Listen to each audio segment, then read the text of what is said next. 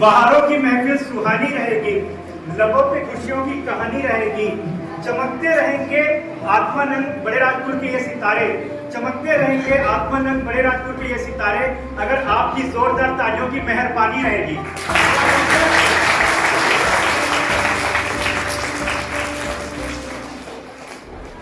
गुरु की आराधना में वंदन करता हूँ, शिक्षकों की चरणों की धूलि को चंदन करता हूँ। शिक्षक दिवस में कुछ बोलने से पहले, आप सभी का हार्दिक अभिनंदन करता हूँ, आप सभी का हार्दिक अभिनंदन करता हूँ।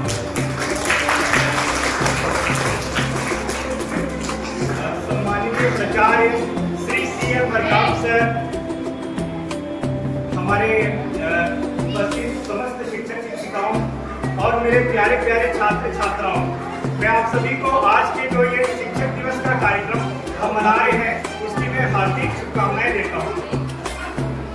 मैं सबसे पहले मैं नमन करता हूँ माँ सरस्वती का और साथ में डॉक्टर सर्वपल्ली राधाकृष्णन जी का नमन करता हूँ।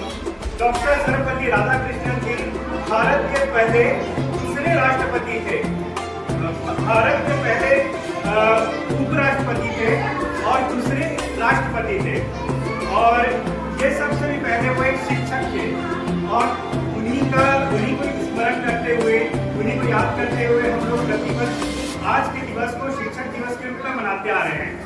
आज का जो दिन है, ऐसा जरूरी नहीं है कि हम लोग शिक्षक दिवस का जो महत्व है उसको हम लोग अभी से मना रहे हैं, ऐसा जरूरी नहीं है। शिक्षकों का सम्मान, जो गुरु शिष्य परंपरा का सम्मान हमारे देश में आदिकाल से चला आ रहा है।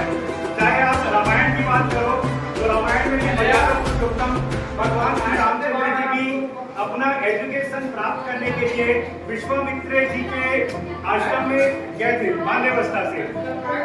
उसके बाद जब भगवान श्री कृष्ण ने भी महाभारत के काल में संदीपनी आश्रम में पांडव लोग भी गुरु द्रोणाचार्य जी के सानिध्य में रह के अपना शिक्षा प्राप्त किया करते थे, ठीक है। और भारत का जो शिक्षा व्यवस्था है प्राचीन काल से चरमोत्कर्ष में रहा है। हम चाहे कला हो, संस्कृति हो, साहित्य हो, चाहे विज्ञान हो, हर क्षेत्र में हम लोग प्राचीन काल में हम लोग श्रेष्ठ पोजीशन में थे। इसीलिए हमारे देश को विश्व गुरु और सोने की चिड़िया के नाम से जाना जाता था। जब यूरोप और अमेरिका के लोग कपड़ा पहनना भी नहीं जानते थे, उस समय हमारे देश के लोग ने बता दिया था कि कितने ग्रह होते हैं और सूर्य के चारों ओर सारे ग्रह चक्कर लगाते हैं, ठीक है।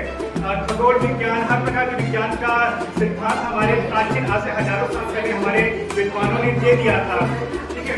दोस्तों, यदि दुनिया ने हमको युद्ध दिया है, दुनिया ने यदि हमको युद्ध दिया है तो बदले में हमने दुनिया को बुद्ध दिया है, ठीक है।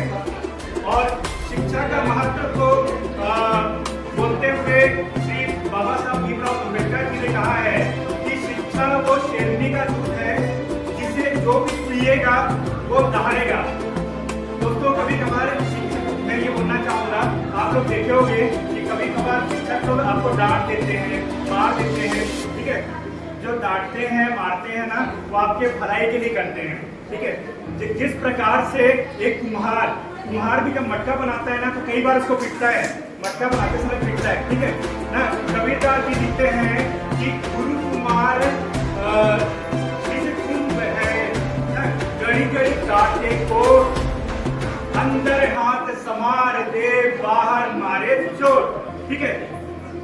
उसी प्रकार शिक्षक भी रहता है।